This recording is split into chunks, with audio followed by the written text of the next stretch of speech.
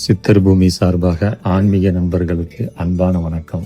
நாம் இன்று பார்க்கின்ற பதிவு பகவான் ஸ்ரீ யோகிராம் சூரத்குமார் தியான மண்டபம். யோகிராம் சூரத்குமாரை பற்றி ஆன்மீக நண்பர்கள் அனைவருமே கேள்விப்பட்டிருப்பீங்க. அவருடைய இது திருவண்ணாமலையில் இருக்குது. இந்த தியான மையம் புதுக்கோட்டையில் இருக்கிறது. அதாவது தூத்துக்குடிக்கு அருகில் உள்ள புதுக்கோட்டையில் தியான மையம் உள்ளது. இதனுடைய எழில்மிகு தோற்றம், பார்ப்பதற்கு ரம்மியமான அழகு, உள்ளே நம்ம தியானம் செய்யும் போது நமக்கு ஏற்படக்கூடிய அமைதி, காலை 7 மணி முதல் மாலை 6 மணி வரை இது திறந்திருக்கும். நாம் இப்போது யோகிராம் சூரத்குமார் அவர்களுடைய வாழ்க்கை குறிப்புகளை பார்ப்போம். யோகிராம் சூரத்குமார் டிசம்பர் 1, 1918 அன்று பிறந்தார்.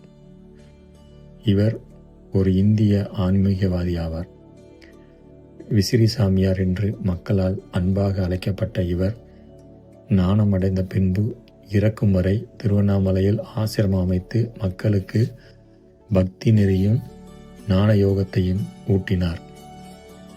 அரவிந்தர், ரமண மகரிஷி, ராமதாசர் ஆகியோர்களை தன் குருவாக கொண்டவர். ஞானம் அடைவதற்கு முந்தைய வரலாறு. வாரணாசி அருகிலுள்ள நார்தாரா கிராமத்தில் டிசம்பர் 1, 1918 அன்று பிறந்தார். காலயுக்தி ஆண்டு கார்த்திகை மாதம் 11ஆம் நாள் ஞாயிற்றுக்கிழமை சுவாதி நட்சத்திரத்தில் பிறந்தார். ராம்தாத் குமார் குசுந்தேவி தம்பதியினருக்கு 2வது திருமகனாக அவதரித்தார். இவருக்கு மரைக்கன் குவார் மற்றும் ராம்தகீன் குவார் ஆகிய 2 சகோதரர்களும் உண்டு. குழந்தை பருவத்தில் யோகிகளையும் துறவிகளையும் சந்திப்பதில் மிகுந்த ஆர்வம் கொண்டவர். காசியில் ஓடும் கங்கை ஆற்றங்கரையில் உலாவுவதும் அங்கு குடிசையில் வாழும் யோகிகள், துறவிகள் மற்றும் சந்நியாசிகளிடம் நட்பும் பழகுவதுமாக காலம் கழித்தார். வளர்ந்த பின்பு இல்லற வாழ்வில் ஈடுபட்டு இருந்தாலும் ஆன்மீக பசியுடன் குருவை தேடி அலைந்து ஸ்ரீ அரவிந்தர் ஆசிரமத்திற்கும் ரமண மகரிஷி ஆசிரமத்திற்கும் அடிக்கடி சென்று அம்மகான்களை தரிசித்து ஞான யோகத்தையும் தவத்தையும் கற்றார். பின்னர் கேரளாவில் உள்ள சுவாமி ராமதாசரின் ஆசிரமத்திற்கு சென்று பக்தி யோகத்தை கற்றார்.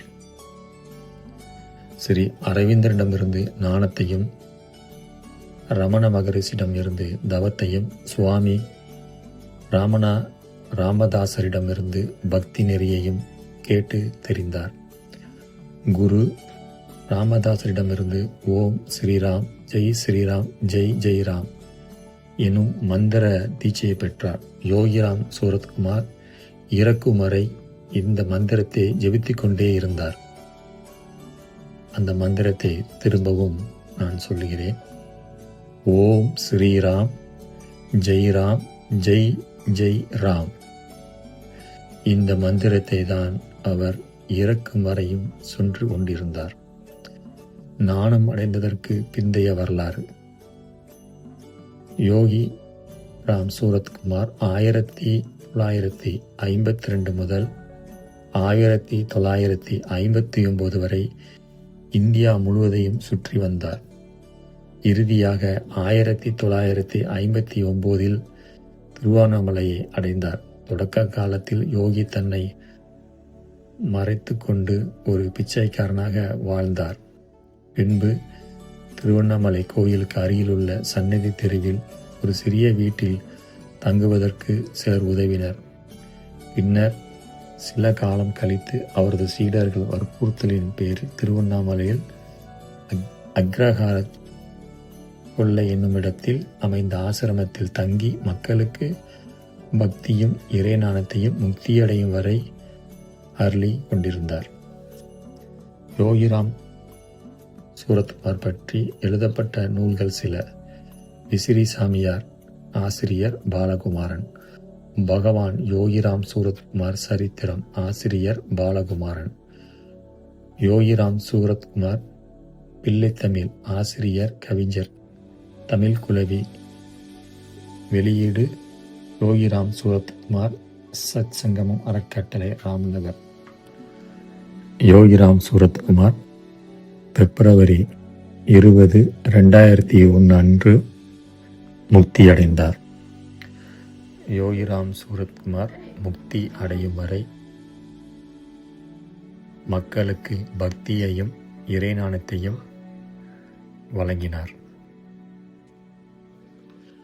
நன்றி, வணக்கம். மீண்டும் ஒரு ஆன்மீக பதிவில் நாம் சந்திப்போம். நல்லதே நடக்கும்.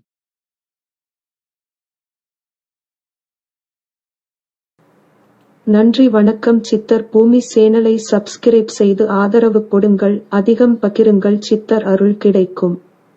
என்றும் இறைபணியில் சித்தர் பூமி.